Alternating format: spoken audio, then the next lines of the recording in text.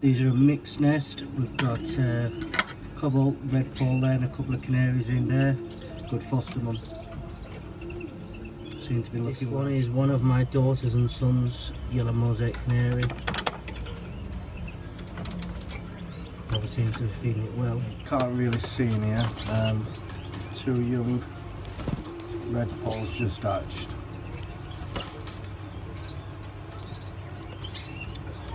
2nd of April 2019. Here is a couple of greenfinches, 2019.